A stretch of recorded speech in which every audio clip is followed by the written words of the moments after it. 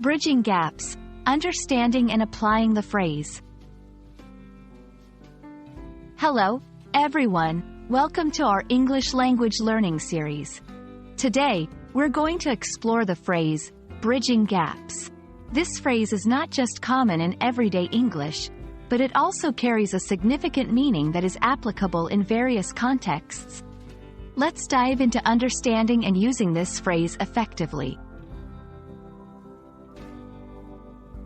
Bridging gaps refers to the process of overcoming differences or obstacles that separate people, ideas, or things.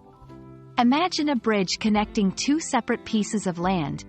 This visual helps understand the phrase's literal and metaphorical significance.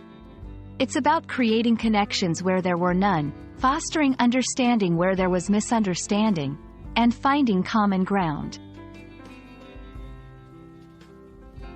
To better grasp the phrase, let's look at some examples. In a social context, bridging gaps can mean resolving misunderstandings between friends.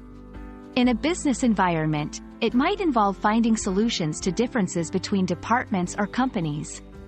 In education, teachers work to bridge the gap in knowledge, helping students understand new concepts.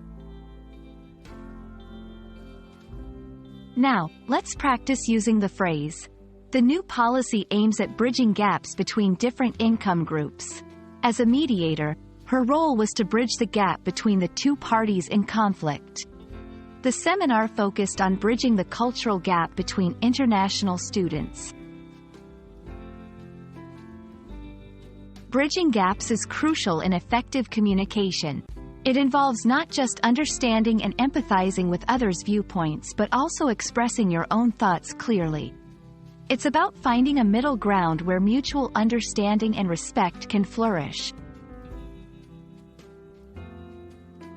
I hope this video has helped you understand the phrase, bridging gaps. It's a powerful concept that encourages us to find unity and understanding in our diverse world. Remember, bridging gaps is not just about connecting points but about building stronger relationships and communities. Thanks for watching, and keep practicing your English.